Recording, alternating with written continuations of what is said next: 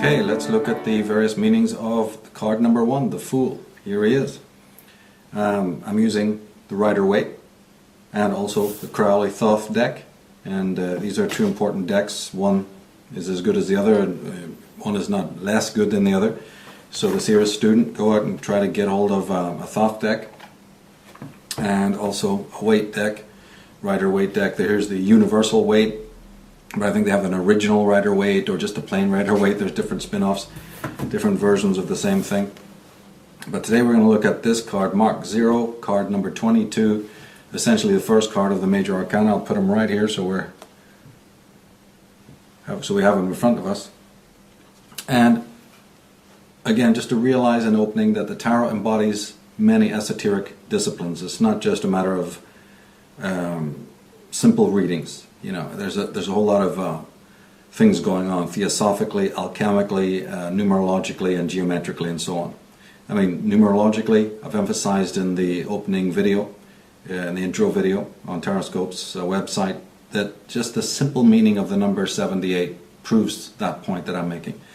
You know, take out card number 7 of the Major Arcana, the Chariot, take out card number 8, and it's Strength. And you'll soon find that those cards represent the Moon and the Sun. So that's not insignificant, is it? I mean, 7 and 8. When you want to know something about the deck, where do you go? You go to the deck. You want to analyze something or understand something about Tarot, you go to Tarot. And you want to know why the 78 cards, you just go to the Major Arcana, pull out card 7, pull out card 8. And this is the Chariot and Strength that represents the Moon and the Sun. So is that coincidence? No, it is not. The coming together of all of the opposites. Yin yang, masculine and feminine, Nagual and tonal, whatever way you want to look at it. Right brain, left brain, you know, higher and lower. There's a reason for that number, once you know how to decode it correctly. Important is the astrotheological dimension, the sidereal mythology that's encoded into these cards. What is that? If you've never heard of it before, astrotheology, it's the parent subject of common day astronomy and astrology. Not that most people who practice astronomy and astrology have ever heard of that subject. You see, we have. That's important. We know things that people who practice these subjects maybe for years are not completely fully aware of. And as part of that concept of astrotheology, which we'll be dipping into throughout the whole series, let's just understand also that the Tarot is really connected to the zodiac. In fact, the various cards of the 22 Major Arcana fit the houses. They fit the houses of the zodiac.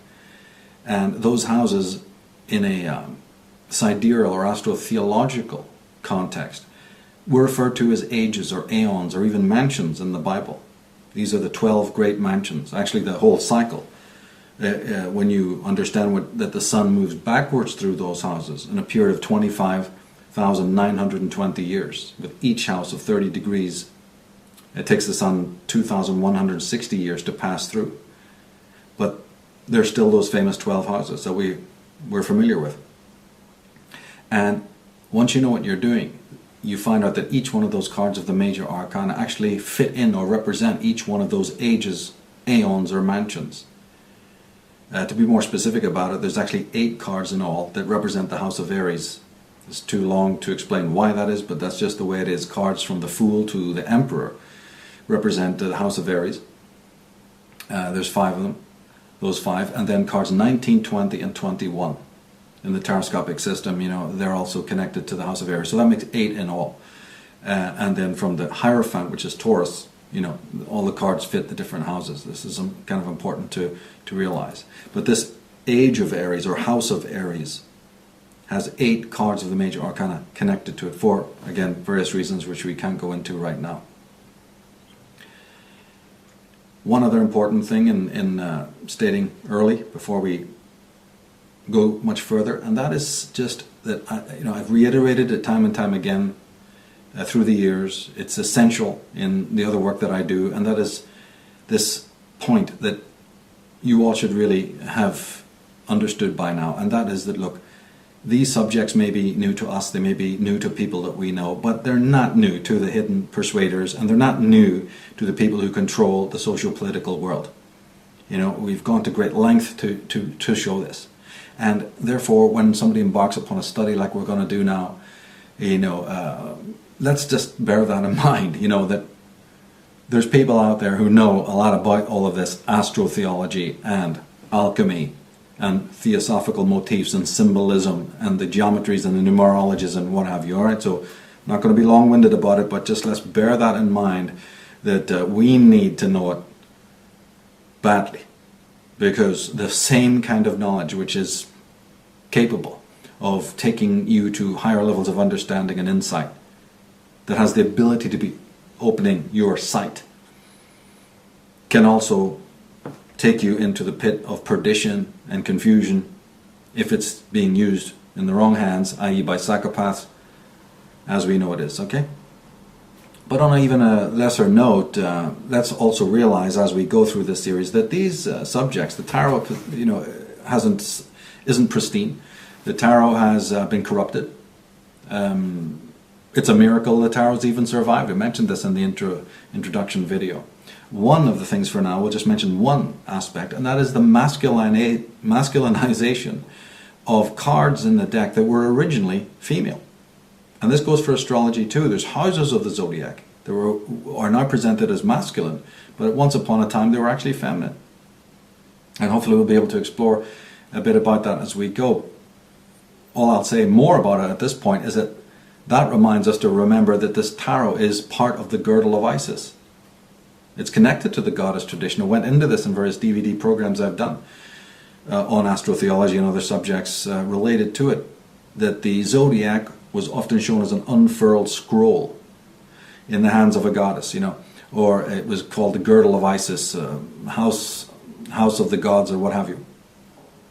And therefore, since we've understood that the tarot is little pictograms of each of these processional ages, that's like little photographs encapsulating the main events that happened, through those 2,160 year periods. But more importantly, it's part of a greater story, a greater pattern, of connecting to the goddess tradition. Let's also understand like I pointed out in those DVDs and those programs, that geometry, our modern science, comes originally from the goddess tradition. I know that sounds odd, but it's true. That's why we have the word MA in mathematics, and Gaia implicit in GE for geometry. Right? These represent the goddess, by the way. And this is because originally the menstrual cycle and the various gestative cycles of the female were noted to connect with the luminaries. And this doesn't just mean the moon, as is most commonly understood, and it's not just limited to that. It's not just the cycles of the moon. And that's because if you do your homework, you're going to find out that, yeah, there were goddesses of the moon, but if you go back deeply into goddess traditions, you'll find out that many goddesses were goddesses of the sun. In fact, some of the original forms of solar worship were goddess worship, actually. So hopefully the light, as so to speak, is starting to dawn when we understand, how much has been covered up down through the years. But more simply speaking, the ancient sages understood that there was three personifications of the goddess. One is the individual female body, obviously. Second is the earth on which we live, which is bountiful and gives life and sustains life and is everlasting, negentropic. But the third one, just for our purposes right now, to understand that the third permutation of the goddess, the mother goddess, was the night sky. And so events that happened in her womb, in her body, were of unimaginable importance to the ancients, to these great ancient sages. Be they of northern climes, right, the original Druids, the original Arya, that I talk about in my other works, or the branches that you got in other countries, like France and Egypt and what have you, and Scythia and so on. But if we move forward now to actually open our program, our series, by looking at the Fool, I'd like to start by reading a stanza from T.S. Eliot's Four Quartets, which I think is great lines to emphasize and encapsulate really the meaning of the Fool. And it's just 4 lines. He says, "We shall not cease from exploration, and the end of all our exploring will be to arrive where we started. and know the place for the first time. Very, very wise words. But if we look at this card, the Fool, and examine it, the first thing we see is a fellow that looks like he's setting out on some sort of journey, or he's been on a journey. But before we rush forth with that thesis, which is the common thesis, I mean, for a moment, just look at his attire. Let's just be very brutal about it and sort of innocent about it, and just say, does this guy's attire, does this guy's outfit, is he really dressed as we would expect? I mean, what about the Middle Ages? What about the monks? I mean, does he look like he's dressed in a heavy garment, with a couple of mules, or he's going with some entourage, to where he's going? No, it doesn't. It doesn't look like he's really embarking on anything that would amount to a difficult test. I mean, where's his hamper? Where's his food? What is this little bag he's carrying? Is that enough? So already, we can almost even question the whole idea that has been assumed for years, that this guy's on a quest. He's also, if you look at the Rider-Waite version, he's walking towards a cliff's edge, which looks quite precarious, doesn't it? Yeah, he just doesn't seem to be out there dressed for a long, complex journey. So that's interesting. Also, we can ask us another question. It's like, wait a minute, get out various decks, look at the way the Fool is moving and walking, and we can ask ourselves a question: Is he leaving on a journey, or is he returning on a journey? I mean, maybe this dog hasn't been accompanying him. Maybe the dog is running out from the village, right, to welcome someone who's coming into the village from afar. He's being greeted. Maybe he's being greeted by the dog. You see, so let's try and observe this thing from different perspectives. And after all, the number of the card 22 is an ending number, actually. It's 22 cards in the deck. So if you assign the Fool 22, hey, wait a minute, and even the little circle at the top is as much, like T.S. Eliot is almost saying, it's almost as much a return, in one way as an ending.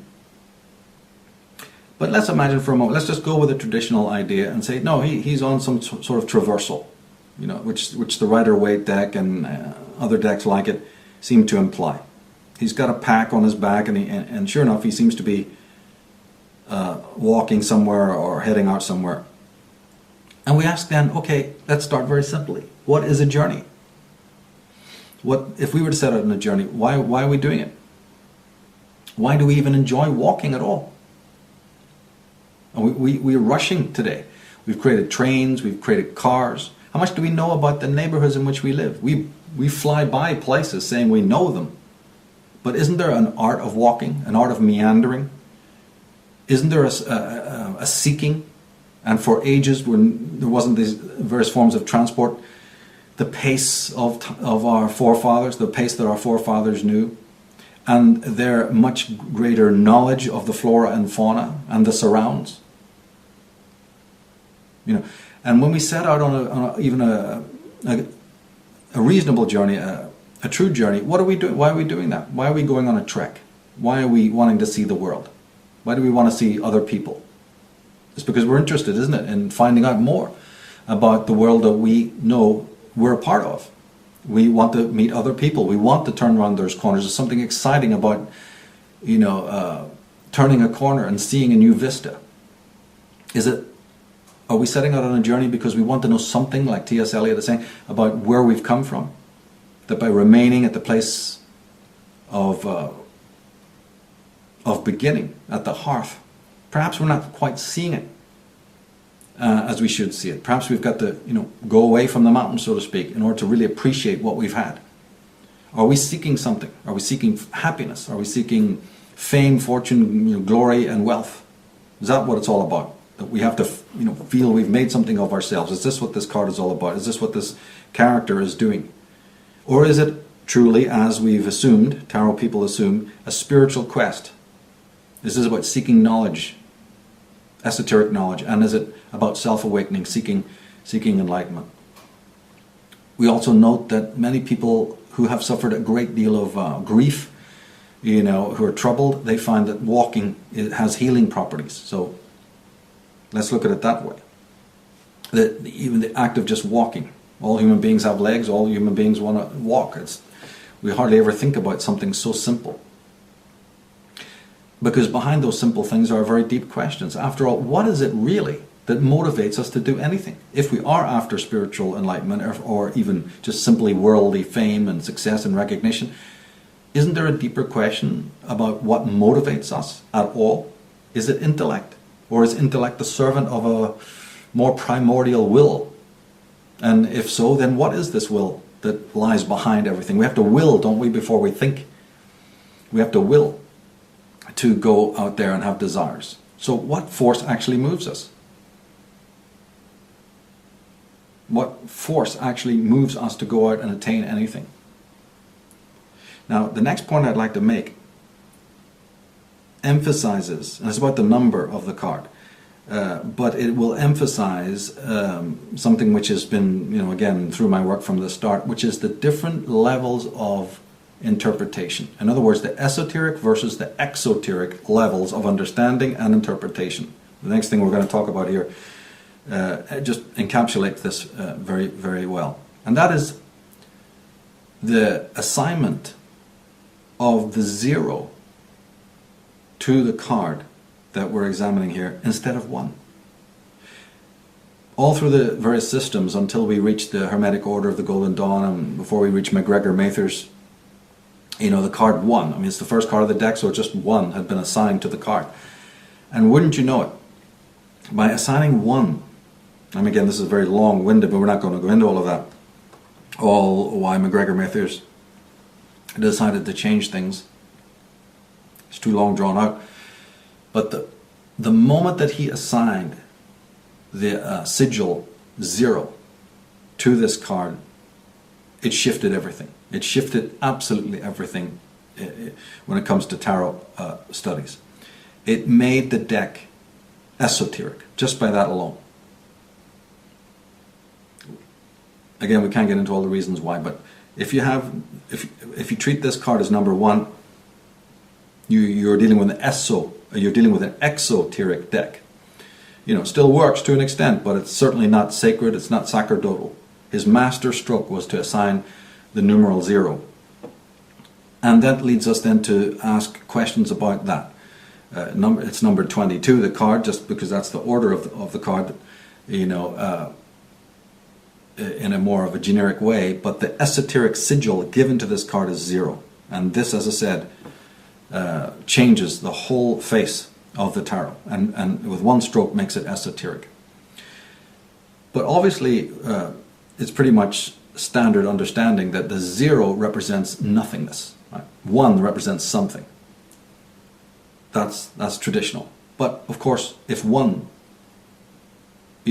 comes out of nothingness, then is nothingness really nothingness? How can anything be born out of a nothing? Doesn't seem to make much sense logically, does it? And if we start to think that the sigil 0 is something, right, instead of nothing, say we imagine for a moment that 0 is something, well, I mean, this is almost like boggles the mind. It becomes a paradox. How can nothing represent something? Or how can nothingness be represented by a thing? You see the paradox? Right, we're talking nothingness, right? Of which we amazingly even have a concept. But then we go further than that. We take our concept and symbolize it by a thing, whether it's a 0 or any other symbol you could imagine, representing it. Why are we representing a nothing with a thing? It's paradoxical. Epistemologically, we're not off to a very good start. If we're out there seeking greater knowledge, we're already starting with a paradox. Doesn't bode very well for the future, does it? So as I said before, you symbolize nothingness and you do it with a something. You end up back where you started. But take out a calculator and you find that 0 plus 1 equals 1. So oneness comes out of nothing. So in order to give life, that nothingness must be something. In other words, and philosophers know all about this, it's not that new to them, it's called the noumenal or the noumenon in the sense that Immanuel Kant was speaking. And basically, if you buy into what he was saying about it, not everybody does, but if you did, and you accepted that there was this nothingness or this noumenal quality behind the appearances of the world, right? The stuff you can see, the appearances and representations, but behind it is some sort of creative, numinous, but completely unknowable noumenon. And if you take his point, then you realize that everything that exists, absolutely everything you look at, including yourself, is a combination of the noumenal, right, and the phenomenal. I mean, it's the known and the unknown. You're that being walking on that alignment between those two realities. You're like, bring two circles together, right? And the place where they join, you as a human being, and all the other things, all the other beings, you live in that little spot, in that little space between the known and the unknown. I look at a circle, I say, hey, that looks like a clock face. Reminds me of time. Because it's a circle, it's endless, right? It's not only time, but it's time's perpetual motion. More simply, we experience that as past, present, and future. We have a before and an after concept, right? We may not think about it. We may not think about it all through our lives, but we have a thing called before and after. That's how we make sense of where we're at right now. And we have this other concept of past, present, and future, tenses. And so the fool, if his number is indeed 0, then is that what it's about? Is that what the card's trying to communicate to us? That it represents this, not just this creation of something out of nothing, which is something we should be thinking about all the time, and the paradox of it, as I said, but also just this movement of time and what it means for us. And even from a metaphysical point of view, do we really know about the beginnings when we look at time's beginnings? We know our beginnings and where we were born, but where did time come from? Where did all the stuff that's around us come from? How did anything get to be anything? We'll say, oh, that's God. God did that. Okay, well, I got a question. Where did God come from? Can we ever know the beginnings? Can we ever know something truly now that is past? Where you say, look, it was a big bang. There's no God involved, just science. Okay, well, what caused that? And then if you're psychologically intoned, you might say, oh, it's the noumenal. It's all the unconscious, right? Before there was consciousness, there was the unconscious. Does that answer anything? No, it doesn't, because I'm going to still ask, what came before the unconscious? What came before God? What came before the Big Bang? Since everything that you look at has to have a cause. Everything you look at has to have a cause. Then what caused the first cause? And if our minds are incapable of answering that question, isn't that interesting that it can't? There was a German philosopher called Martin Heidegger. He even said, look, is there even a present at all? Now that we're on the subject of time, he said, you assume that there's a present, but if you really start analyzing the way your mind works and the way you live, I think you're living in the future, because that's where your aspirations are. That's what you're heading towards. That's what you want to get and want to be. The future is the dominant tense. And the past is just how far away it was when you had that original aspiration, a desire to become something, right? And the distance between whether you've attained it or not, or still to attain it. And of course, we don't just want to attain one thing, so there's multiple potentials of our future, and there's multiple perspectives of the past. When we first had those ideas and those dreams, and then we move towards them, and we're either in the process, he said, of actualizing those things we wanted to, attain, no matter what they are, or we're still to do it. We're either in the process of attaining, or they're off in the future. And so, the way that these two tenses work together, he said, really eclipses what we would call the present, which is largely an illusion. You see, the past and the future are so coloring our world, our time, our sense of time, that really the present is somewhat of an illusion. And he didn't mean this in a bad way. It's just because we as beings lean out, are cast into the future. Our whole intentions, the whole reason why we live, the whole raison d'etre of our lives. So think about it for yourselves and look to the wisdom of that. That without the future, what are we? The man locked up in a prison cell who, to all intents and purposes, doesn't even have a future, but my goodness, look at how much the future matters for that person, and the hopes, and then translate that back into your own life to see just how much this thing we call the future impacts our lives existentially speaking. We're all on a journey of self-discovery, an awakening. So the future is where that happens. Right? future is where that journey of awakening occurs. But let's look a little bit more at the astrotheology again. We said we'll be dipping into it throughout the series. One important anecdote that needs to be brought out, I think early in the beginning here, is this concept that once upon a time, according to the legends and the mythologies and even the history, there was a golden age. And celestially, terrestrially, what that means is that there was a period when the Earth axis was straight. Not like that. That's the golden age. And that age, 13,500, anyone's guess. When the axis of the Earth was straight, obviously the orbit was like that, right? Not tilted. And so the zodiac was constant. There was no rising and setting of any stars. It was what's known as a tholiform axis. And the people who lived in the north during that particular time, this would be in the region known as Ultima Thule, right, or Hyperborea, or Arctos, or Arcadia, Avalon, Eden. Mythology is full of names for that region, that place. But the original inhabitants, they're the Arya, the original proto-Druids, who gave us everything we've got today. The whole symbolic canon comes from them. Well, they were people who, when they viewed the zodiac, it was a constant zodiac of 6 months of day and 6 months of night. This is one of the ways that they would frame it, with a dawn being almost a month long. Of course, people later on reading these great scriptures, well, they didn't get it, so they thought they were all crazy, and there you go. I've mentioned this so much in my other work. But these were the Arcadians, these were the original Phoenicians, and these were the people who made meticulous measurements and observances of the night sky. All sorts of things that we take for granted today come from their wisdom, come from their ability to translate the celestial to the terrestrial. I mean, our cities, right? The obelisks in the cities, the rituals of raising the pillar, all of this, the erection of these fountains and pillars and monuments that we find all around us, and so many other motifs as well, come from this moment when the recognition that the pole had shifted, and an age would come when it would be, back to normal again, and now that the stars, which were also considered gods, had tilted and fallen. You see, all of this, we can't get into the whole thing, but it's fascinating to understand that when we're dealing with astrotheology, we're dealing with two different ages. An age in which, an age of a golden age, an age in which there was constancy and order, followed by a disorder.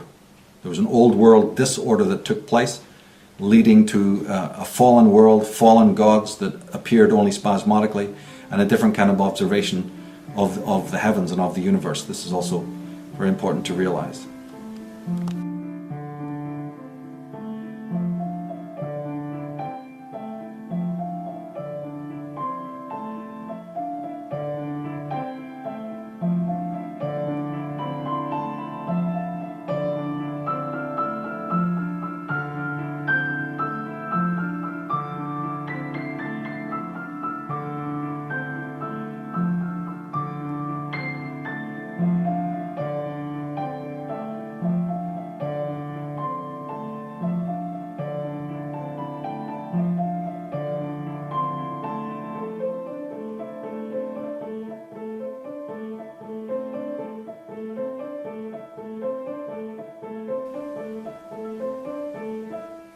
And also, we spoke a bit about the eastern side of the zodiac, the vernal equinox. And we said that from a taroscopic point of view, there's 8 cards of the tarot that represent the eastern side, especially the house of Aries. But that was an important, direction. It's the reason why a lot of temples and churches have the eastern door. And it's one reason why the Jews, for instance, once a year, and maybe even at other times, blow the ram's horn, right? Ram is Aries, so blowing that horn towards the eastern gate. And there's so many references to this, and even modern day shrines and buildings incorporate, if your eyes are open and you know what you're dealing with, the orientation to the eastern horizon is very, very important. In fact, the original word for prayer was horizon. Yeah, obviously meaning horizon, but that's what the word was, horizon. The H often passing for a the. But the horizon wasn't just any old horizon or horizon, it was the eastern horizon. That's where we dedicated our prayers, that's where we faced when we did our prayers. It's probably the origin of fire worship, the observance of the sun at that particular part. Another important astrological motif is this idea of the ascendant versus the descendant. Because the house of Aries, this eastern house, is often referred to by astronomers and even astrologers as the ascendant. A lot of talk about the ascendant, very little talk about the thing called the descendant, and that's just literally the opposite house. So when we were in the age of Taurus, we had Scorpio as the descendant. When we were in the age of Aries, we had Libra, very important house, very important sign, Libra as the descendant. We're in Pisces now, so our descendant is Virgo. And when we move into the so-called age of Aquarius next, it'll be Leo.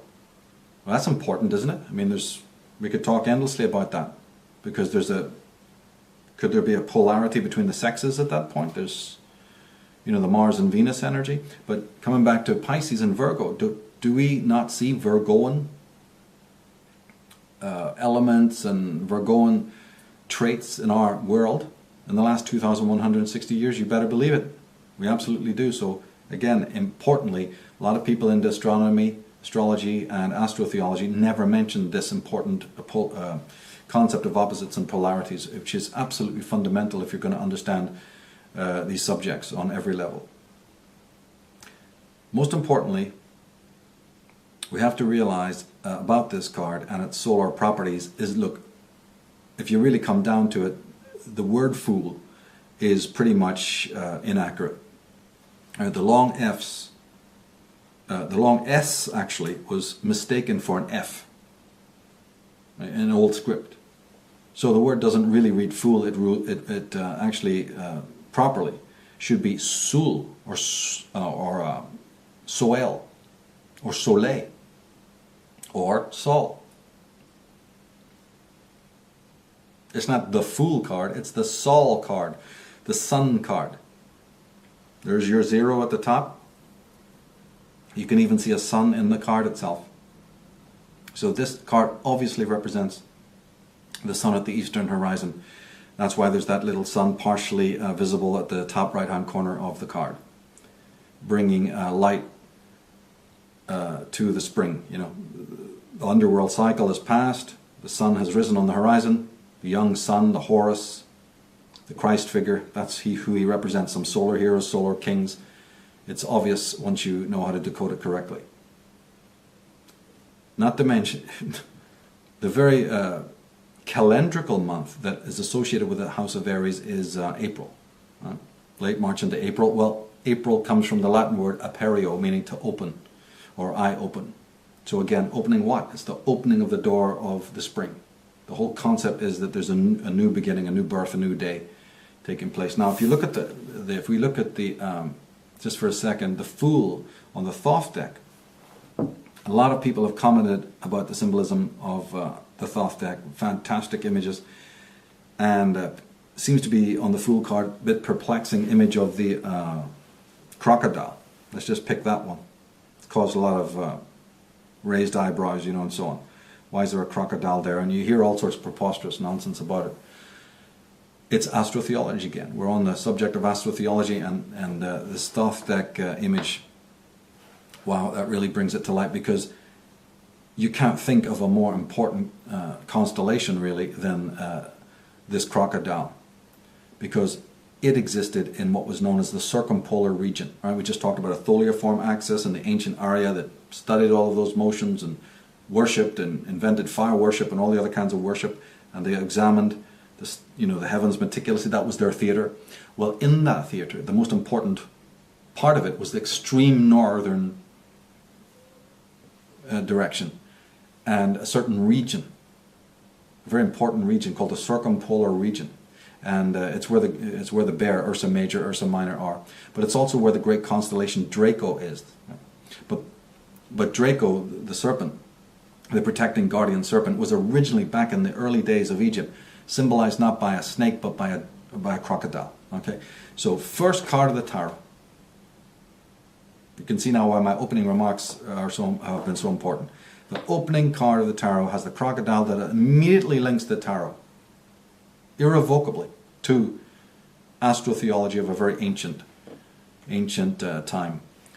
That crocodile god is Sobek. He's the initiator. He's also the protector. He protects the mother goddess and her child. And on a mundane level, he was the god of the priests. That was why they used that symbol. That's why they had serpent symbols around them. It's really a sigil of kingship. You even see the pharaohs with the serpent.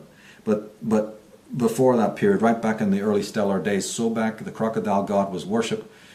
He became the sigil or the symbol or the emblem of the priests, the astrologers, the initiated ones, the ones, again, who were the keepers of knowledge, the ones who had to translate this esoteric and sidereal and stellar and celestial knowledge to the terrestrial level.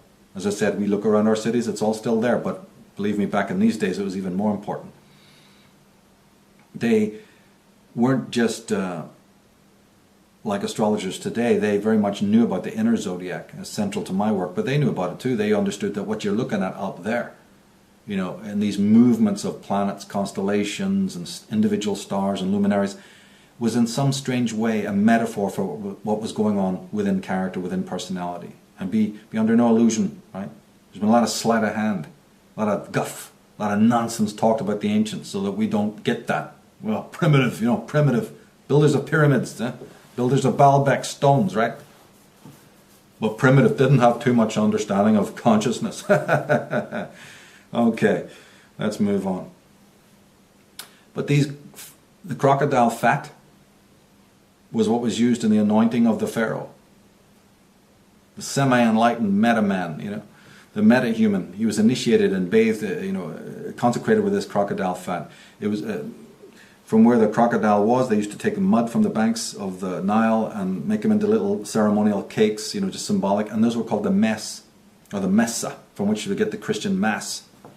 And the oil of the crocodile was called the chrism, from which we get the Christing. We know this because the Bible makes a fundamental mistake, the New Testament does, when Jesus is the Son King, is being baptized. Well, guess what? Baptism was never common. It wasn't even known in Judaism. So right there, whistles are going off, red flags. What's this all about? In one fell swoop, just by the simple story of the baptism. Forget about how many years Jesus lived or any other anecdotes. The very idea that he was baptized at all by a guy called John or anyone screams out astrotheology, Egypt. It's right there. It's right there for the open-minded to look at. But let's return to numerology. We haven't yet really extrapolated what the 22 number means. It's related to 0, isn't it? Right? 22 divided by 7 equals 314. Or 3.14, that's pi. Well, that's a circle, because pi expresses in numerical form the relationship of a circle's diameter to its circumference. A circle. So the circle and the fool, and then it's number 22. There's an affinity between those two numbers.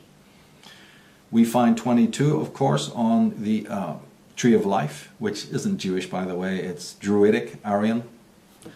A lot earlier. That's why Druids and trees go together, And pagan worship and Judaism, Christianity, well, that's what happened there. But we have these 22 letters of the Hebrew, so-called Hebrew alphabet, which, once you've done your homework, you realize that that word Hebrew is really Ibaru. Doesn't refer to the people we think it refers to. It refers to a sect, a caste of sages, the Egyptian version of the Druids, called the Ibaru, right? Advisors to Pharaoh, the very people we're talking about that studied the stars for thousands of years. The Druids of the East, if you will.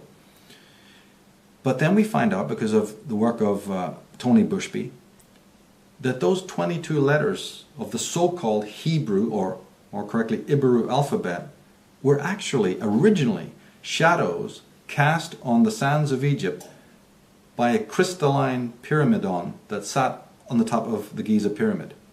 You get the same shadows if you construct any kind of pyramid with a glass top or crystal top, but this one was real special. So when Ra, the sun god, rose to his height, as he rose, he would cast a beam of light that would go through this pyramid in some weird Indiana Jones type scenario.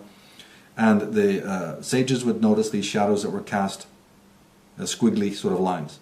And that is the origin of the 22 letters of the Hebrew alphabet. That's why they look like that. Right? So it's not Hebrew. It's not from Tierra del Fuego. Right? It's not from outer Mongolia. Right? This is Egyptian. Egyptians have the pyramid. Egyptians noticed these letters and made them the sacred hieratic alphabet. But when I heard this, that the letters come from a pyramid, and that's fascinating, and then those letters turn up not only in the Hebrew alphabet but on the cards of the major arcana. And in fact, some people, Tony Bushby for one, thinks that even the lines, those shapes that he was talking about, actually the tarot images are actually sort of based on those configurations. All right, that's a very interesting interpretation. But when I heard about the fact that this was a pyramidon on the top of the pyramid, that reminded me now of not only this card, especially in the Rider-Waite, where you can see this guy, he looks like he's coming from a high mountainous area and he's sort of descending. Well, that interested me very greatly because, as a matter of fact, the high priests of Egypt and also of Babylon did exactly that. You see, we may look at the pyramid being smooth-faced now, but just like they are in places like Babylon, they used to have a walkway, a coiling, spiraling walkway that went up so that the high priest could ascend round the pyramid. And then when he got to the top, whatever he did there, lit a candle, looked at the stars, or wrote a letter to his mother or whatever, then he'd come back down slowly the pyramid to earth. Now, if we examine the Fool card, the Rider-Waite, it's not a million miles away from that, is it? Again, you got to know how to decode these things. But is that mountain meant to represent that pyramid? And the ascent and the descent is the Fool representing this awesome, androgynous, crazy character whose head is in the clouds but his feet is on the earth. Look at his garments. Look at these fruits that you see on his garments, kabbalistically laid out. His accoutrements. And then again, this number 22, as we said, that is the key number because that's the 22 letters that we're talking about. But now we also see a cryptic reference to a pyramid, a mountain, and a guy descending from it. I think it's fascinating. But 22 being the ending number is also the Alpha and the Omega, is it not? The beginning and the end. And many decks certainly do have this, they're ambivalent about where to put the Fool. They have him as the first and the last. He's the Alpha and the Omega. He really represents, in one sense, certainly in one sense, the jester or the joker of a normal playing deck. And normal playing decks, by the way, said this many times before, is an esoteric deck once you know how to decode it. But that's a whole other program, right? So the joker in the regular 52 card playing deck, he's basically the equivalent of this Fool character, okay? The joker is the Harlequin. He's a complex figure. He's part of okay, maybe he's not a druid, but he's a minstrel. Right? And the Druidic order had the Druids, the Ovates, and the Minstrels. Minstrel is ostensibly a part of that same order. He's just one who interacts with the general rank and file more. He's a sort of mercurial psychopomp. But in many, many decks, you often see that the Fool, especially in the more ornate decks, he's dressed as a pied character. He wears 4 different colors. That's because he belongs equally to each of the 4 suits. So he wears 4 different colors. He's the quartered one. One might think of him as the 14th trump, right? You have 10 cards, 10 pips. And then you got what? The Jack, the Queen, and the King, right? That's 13. Well, the Fool is then the 14th on one level. But that's kind of exoteric. Because actually, as I said, he belongs to each one. So he's divided into 4. So in other words, he's really 13.25. 13 and a quarter. He's the quartered one. And this squaring or quartering, wait till you see how many cards of the major arcana have that built into it. We're meeting it here right in the very first card, and you're going to find numerous other cards. But that quartering is central to alchemy. That quartering is central to sacred geometry.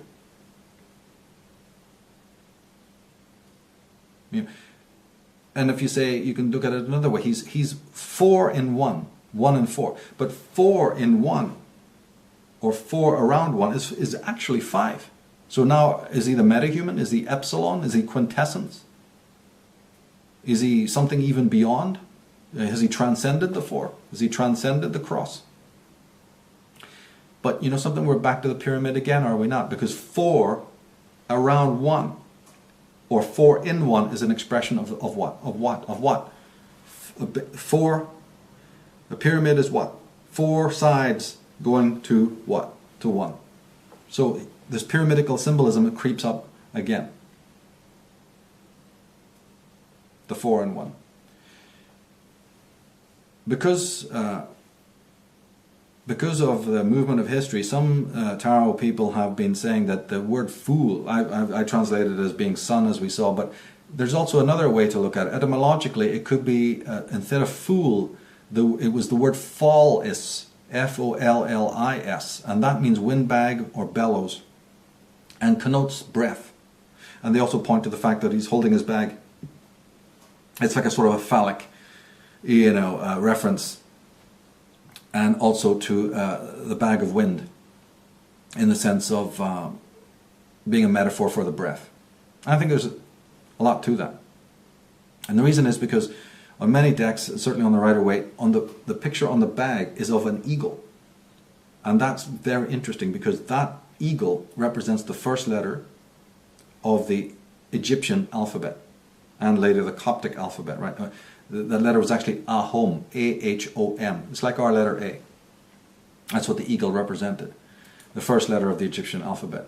But what does an A, the shape of an A, look like? We back to that pyramid again?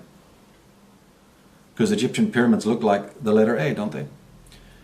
So if it's pholos, breath, that's very interesting, because the letter A in Hebrew, right, this Ibru sacred language, which again, as we've said, is just another expression of tarot. Can we get that through our heads, that the Ibru 22 letters, as I've described, is just really a version of the tarot deck. So then we can understand why it is that the letter A relates to Aleph. That's what it's called in that sacred alphabet, that sacred language. It's pronounced Aleph, and it meant breath. It comes probably, the word root there, A-L-P, Alp, and that's like the Alps. What does Alp mean? The head, the height, the promontory, or the mountain peak. Wait a minute, let's look back at the card again. Mountain peaks now? Coming out of the etymology? Mountain peaks. Are we onto something here? This guy's standing on a mountain peak. The letter of the card is connected to A, Aleph, which is breath. The high place, like the Alp mountains, that's actually a word root representing high place. And the high place, as far as we're talking esoterically, Egypt, it's the pyramid yet again. We're back to that. But from the Hebrew Aleph, we get the English word alive. And of course, we are alive because we're able to breathe, right? That whole idea of the bioenergy, the prana, that it's called in Japanese ki, right? Ki. In China, it's chi. But it's also known in esoteric traditions as fohat, mezla, shushumna. Many, many ways of referring to this bioenergy. And a good physical symbol of that energy is the ankh, let's say, on one level, or the bellows, just like the tarot people are saying. And yeah, the fool's phallic bag, is also passes as a good symbol for that. Now the Sufis, they have an interesting take on this, because they say that between an inhale and an exhale, there's a moment of death. Right in between every single breath, there's a moment of death and rebirth. And I think that connects so wonderfully with this card and the whole idea of breathing. Because if you take that Sufi point, then we're now into the precariousness of existence. Right? If we're dying in between and being reborn, dying and being reborn between every new breath, then what does that tell us? That's a symbol, a metaphor for the precariousness of our existence. But you look at the Rider-Waite deck, the card, what is he standing on? A cliff edge. He's walking towards a cliff edge. That's the precariousness of existence in the same way. This is interesting too, because it almost reminds me of Martin Heidegger again, in which he said that at the very base of human existence is a kind of errancy, is the word he used for it. Now, remember, he wasn't speaking about something negative. He wasn't saying, because when we think of mistakes, it's like, oh my goodness, I forgot to pick up the groceries, or I broke the guitar string, or oh my goodness, we hired the wrong maniac at work and now we're all ruined. And we think of our mistakes in other areas in other ways. I paid too much money for this fake Swiss watch, and so on, right? So, but this isn't what Heidegger was talking about. He said these are just mistakes, the manifestation on the ordinary level, what he called the ontic level, daily life. But right down deep, we're sort of errant beings. We carry with us mistakes. It's not that we are a mistake. He didn't mean it in a negative way. He said that there's something about us that's a little unstable on the most foundational, existential level. And when I look at this card of the Fool, I think this is what's being encapsulated. That on the great journey of life, there's a certain foolery involved. There's a certain errancy just built in, ontologically to every human being. And why I think of this relating to the Fool is because in certain decks, the name of the Fool isn't Fool, it's L'Amato, which meant the crazy one. I'm not making this up, this is a fact. He's actually known as L'Amato, the crazy one, the one who doesn't walk straight. Now, what's that a reference to? That conjures up William Blake and his crooked roads of invention, as opposed to the straight roads of science. It conjures up that image from Frank Herbert's book Dune, in which in order to avoid the serpent, the worm, right? In order to not be devoured by the worm, the idea is to walk without rhythm. I mean, that's heavy. You don't think it's heavy? It's heavy. Walk without rhythm? No two steps the same? Well, what would happen if all our roads were straight? What would happen to us if all the roads, as they're fast becoming in this post-human nightmare that we're entering, what happens when all the roads, so to speak, are straight? When everything's just push button, there it is, instant delivery. When there's no more walking out, strolling out, rambling out, when there's no more corners to turn, when there's no longer a reason to participate with the stuff of the world and go and look at it and explore it and find it on our winding way. Right? What happens to us then? Who do we become? But this concept of errancy is very important as well, because on the Fool's cap you see this plume, the feather, right? That is the feather of the great goddess Maat, one of these early astronomical goddesses, or at least a personification of that goddess. She's technically the goddess of justice and balance and rightness of vision and universal harmony and what have you, and even of mathematics, by the way. Like we said earlier, the sciences coming straight out of the goddess tradition. But because the ancients understood that walking the road of life is kind of irregular, right? You're not walking straight. You're kind of, L'Amato, right? And getting it wrong is as easy to do as getting it right. So the plume then that you see, this feather, is her symbol to say you need Mat's guidance with it. You need Maat. You need balance. You need symmetry. And you need care. In other words, you need to obey the harmonies of the universe. You need to walk in harmony with Maat. And that means obeying the natural order. So it's not just a reckless, careless going forth. And it's important too because you see this feather reappearing in one of the most important Egyptian motifs, which is the moment when the soul of a person is weighed after death. You see the heart in a jar on one side of the scales of Maat, and on the other a little feather. So that feather simply represents purity, innocence, the harmony of the universe. It's like I pointed out in my post-humanism talk. It's like the sails catching the wind of a boat, right? You really can't stop storms from happening. They're going to happen. And you don't know that you're not going to be completely drowned. There's their errancy. You don't know that you didn't forget the tiller or whatever. But as long as you put up the sail, you just sort of hope for the best, don't you? You sort of attune yourself. You try to find an attunement. You try to adjust yourself to the nature around you to get where you're going. And it's the same story when you're in the existential seasons. and changes of your life. And what do we see in this card?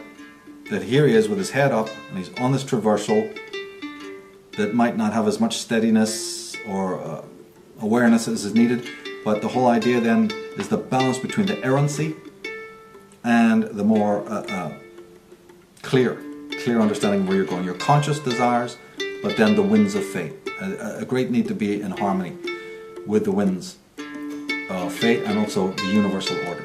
Very, very important concept to understand.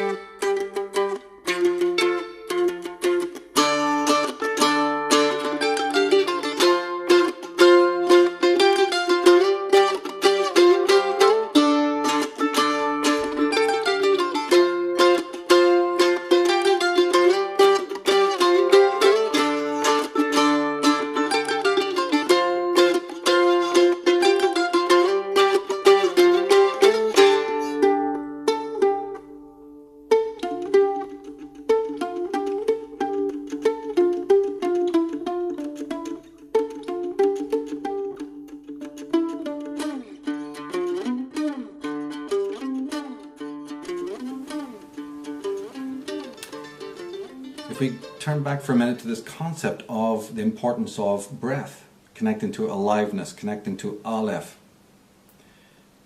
we understand that when we take our first breath, right, just come out of the womb now, right? We're taking our first breath. What actually happened?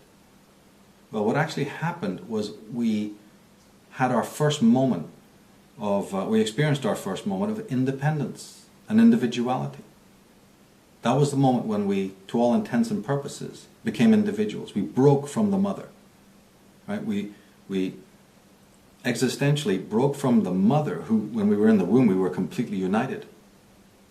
The first breath links us to the greater universal mother that had a million names, the goddess.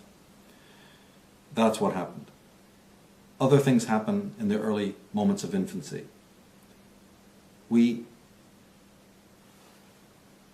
Our whole world is the mother's breast, or the mother's body.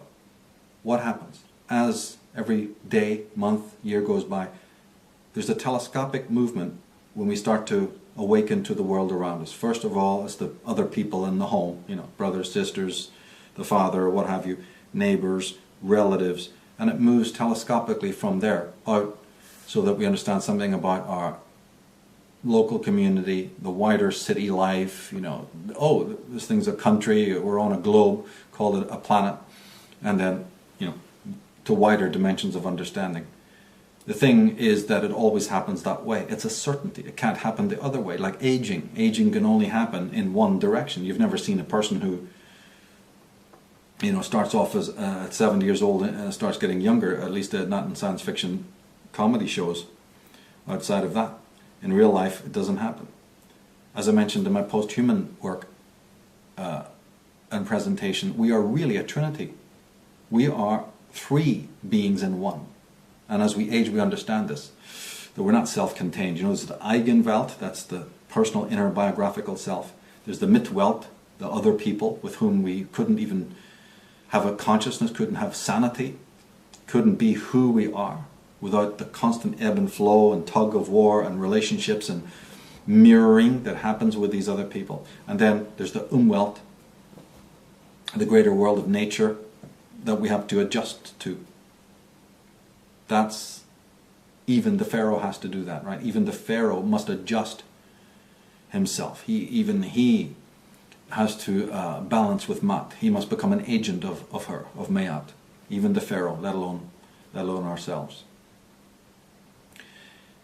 We talked about how brilliant it was that MacGregor Mathers made the deck esoteric by that simple change, assigning 0 instead of 1.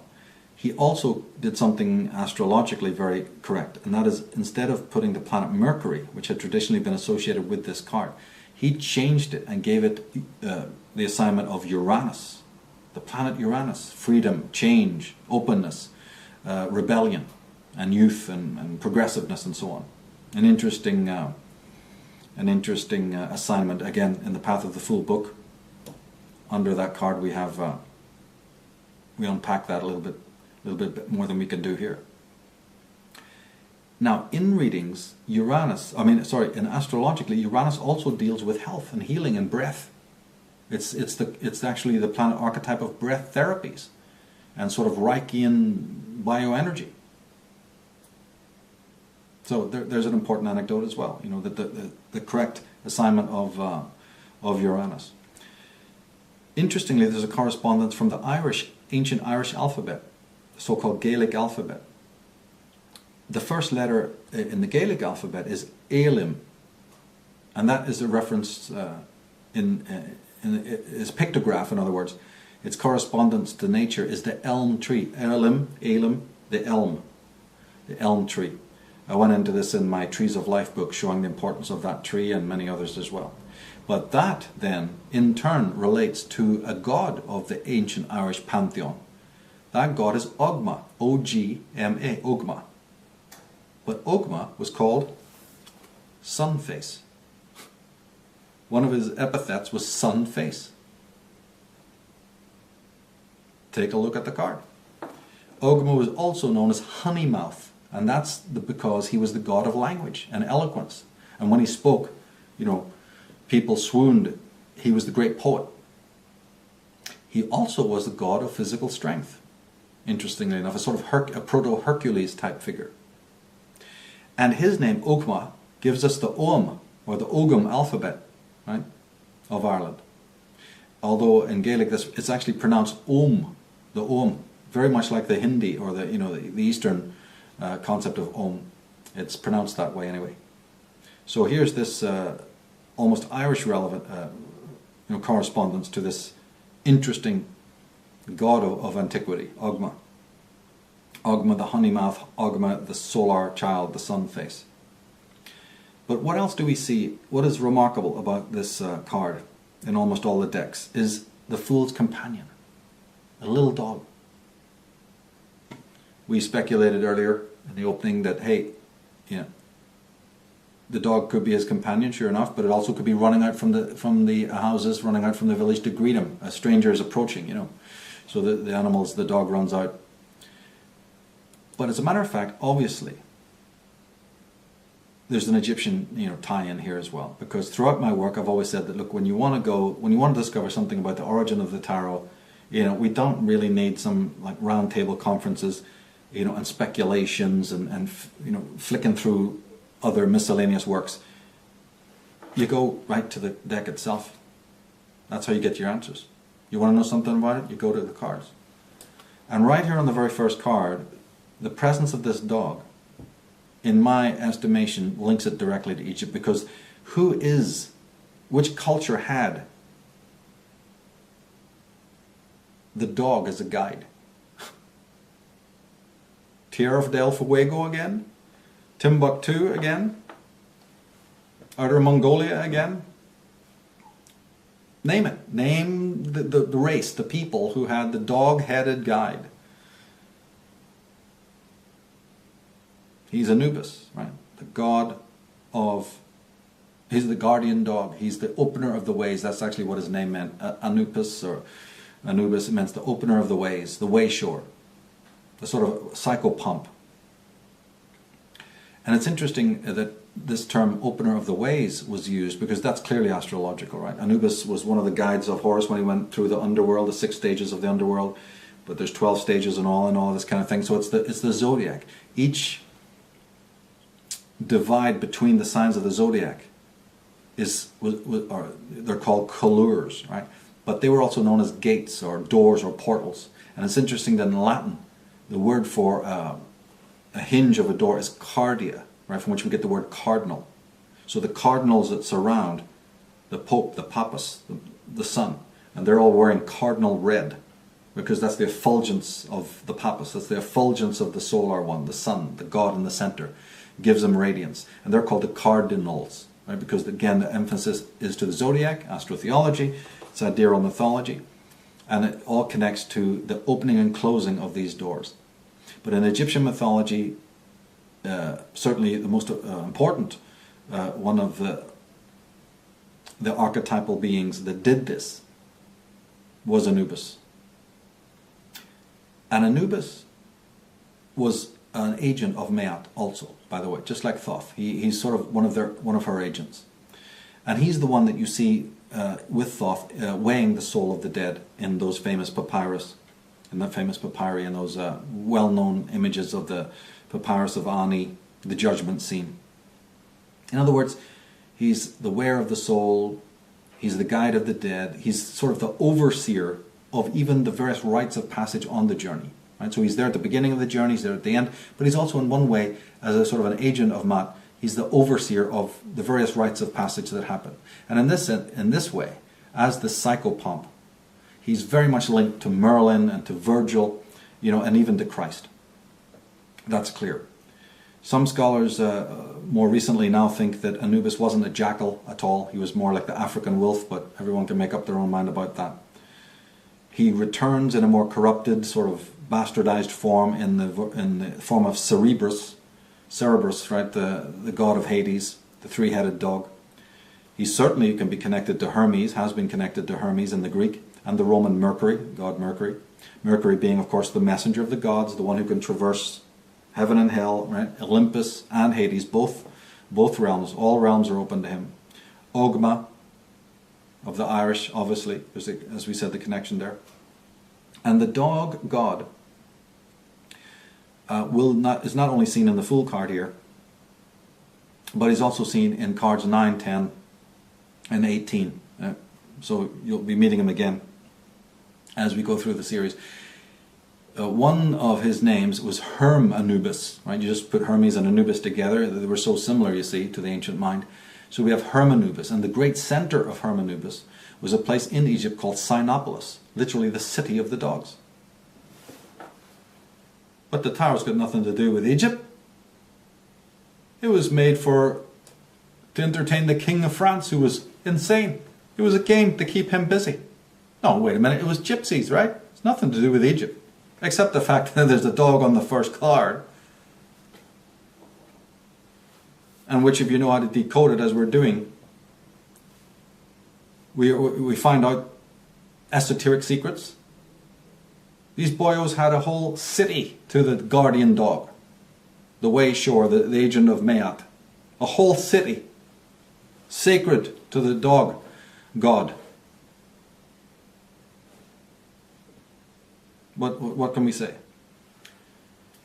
Now, the interesting thing is that in the esoteric tradition, and this was brought out by the mythologist Mircea Eliade, who said that, look, not everybody meets the Way Shore, be he Herne, be he Hermes, be he Mercury, whatever. Not every Joe just gets a guide. It's only the shaman, right, that meets the guide. So now we see something else. This fool, remember his attire kind of told us something's going on here. He's not really packed for any sort of major traversal through Earth, on an earthy journey. So this does represent some sort of higher being on a higher quest, a quest of a higher order, a quest that maybe doesn't really require physical legs and transport. After all, it is something elevated, it is something high up, it is something rarefied, mystical, shamanic, because the little dog there, according to Eliade, is saying, hey, you don't get a guide unless you're an initiated one. Now, coming back to that Judgment of the Dead number, the whole idea being that when you die you have to be brought from the gods, right? That was, it's actually known technically as psychostasia. That's what you see when you see this whole concept of the weighing of, first Anubis brings in the soul of the dead, they walk up to the scales, the dead being's soul or heart, has to be weighed against the feather of Maat. That's called psychostasia, technically. The moment or period of judgment. But there's something real interesting about that, and you better strap yourself in for this one. And that is because, traditionally speaking, the whole concept of life after death and judgment after death is us, poor us, being judged by God or the gods. But if you actually turn to the Osirian pyramid texts, the Book of the Dead and all of that, there's another interpretation. And I'll read it for you, just so you don't think I'm making it all up. From utterance number 436, we read, quote, "The double doors of Acre," that's the underworld, "the double doors of Acre are open for thee. The double doors of Jeb are open for thee. Thou goest forth at the voice of Anubis, while he has spiritualized thee like Thoth, that thou mayest judge the gods." All right? So that thou mayest judge the gods. Has somebody been up to that sleight of hand again? Well, I never heard nothing about that when we die and get to the other side, we've got something to say to the gods too, about their level of competence and what they've been up to, and how much they may have interfered or not interfered with human affairs. Well, what do we make of this now? Is this some typo? Is this some scribe who had too much wine? Well, I thought the gods were doing all the judging. Can we handle this? Can we handle that idea that maybe we have something to say about the competence of the gods and the nature of the gods?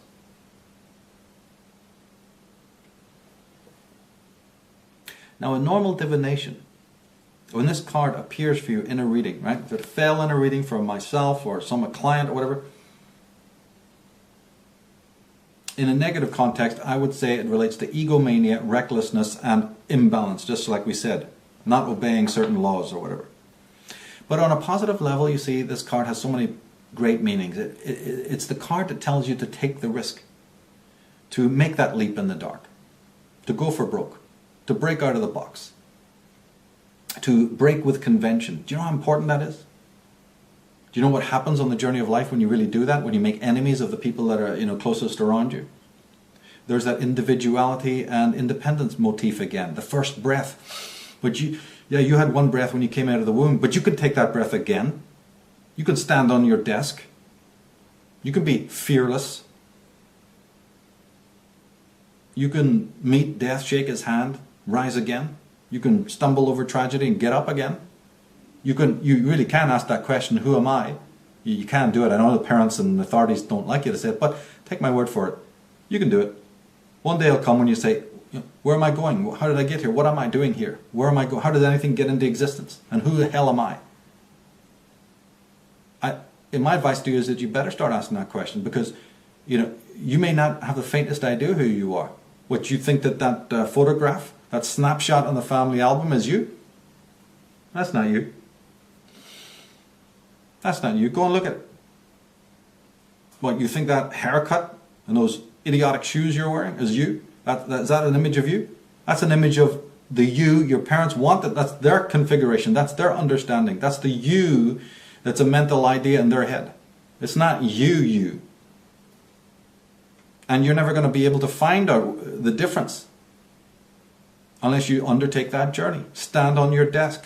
Oh, captain, my captain, look at life with a different perspective. Stop being chained to the expectations and needs of others, and try to free them from your own. Try to be unpredictable is what this card is saying, rather than just fixed. And we need to also do that sometimes. We need to not be afraid of losing sight of the old shores if we want to look at the new ones, discover new unfamiliar environs. You see, we have to have the guts to let go of the known, not cling to the past. But see, what does that mean, not clinging to the past? Maybe it means that we also can't be always wallowing in the successes of the past. To really inherit the new, you can't think about past successes, and you certainly can't think about past hurts. You've got to let it all go. Can you do that? Are you capable of doing that? That's what this card is demanding from you. A complete break, a new breath. Because we're hurt once, but we mentally re-stab ourselves thousands of times by mulling over it, thinking on it again and again and again. The death of 1,000 cuts. Life hurts us once, but we ruminate over it endlessly, excessively, breaking our body, breaking our mind under the pain of it all. So can we leave the comfort zone? Can we walk those roads less traveled? That's what this is all about. To do that, of course, implies deeper capacities. The unflinching belief in ourselves. But we don't know what unflinching belief in ourselves. Every pat on the back we get, every time we've been accoladed, it's somebody else telling us you're the best. You're the loveliest, the handsomest, the strongest, the fastest, the best, the brainiest. We're going to stand for that every single affirmation we've ever got has been from other people. And every affirmation they've got has been from other people. Is there ever going to come the day when we pat ourselves on the back and stop the endless flow, the endless barrage of self-sadism that goes on silently on an unconscious or subconscious level? Can we let that weight go? Can we let that incessant voice, can we silence it for once and just be with ourselves? Not be so reliant on other people telling us, yeah, you're a good boy, good girl. And also what the card is telling us, obviously, is that not only can we let go of this burden of the past, can we learn to kill tragedy with laughter? Can we laugh when when we're ready to, completely break? Can we just put on that Charlie Chaplin or that Blackadder or that Monty Python or whatever, makes you giggle, makes you laugh? In the worst, darkest time, can you use that alchemy? Can you do that? Can the tears that fall be tears of just absolute laughter by watching Harold Lloyd or Buster Keaton? Because laughter kills tragedy. That's a certainty. That's a law. And we might need that law at the times of great tragedy in our lives. And also, are we flexible and light enough to change instantly? Because life sometimes throws at us great opportunities, but they come and they go so fast that you can't even grasp them. So the fool is flexible. He's open. He's not so fixed that great opportunities pass by. What I'm basically talking about, as I've said so many times throughout my work, is that there's two different kinds of enlightenment. And you only need to look at this card to know exactly what I'm talking about, because they're both there. There's the luminescence of the sun. And we've talked about the solar properties of this card, by all means. But there's also something else about this card, is there not? Something else about the image. There's a kind of a lightness in weight.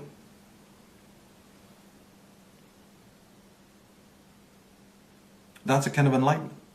How complex your life is, how fixed, or how childlike and innocent. Can we remain childlike and innocent through all of the different harangues that we meet? Or do we just get buried under it all? And that innocence gets lost. Now, on the highest symbolic level, you see, this card represents the idea that, because if you look at it, what is it? This is the first card, so it's incarnation. Descent from the high place into the low place. But it's asking us to think about the question of whether we believe that we came into this universe from outside of it or somewhere else, or whether we're part of it. We are expressions and emanations of the creation. And the external creation is an emanation of our own being. One could extrapolate this, at great length. Can we understand that the universe has hosted us? It's made us. And that we are guests here. It would be nice, wouldn't it, if we actually acted like good guests, but maybe that's too much to ask. But the idea is that now that we are here, just like this fool character, can we always keep a sense of wonder and awe, and more importantly, even gratitude for existence?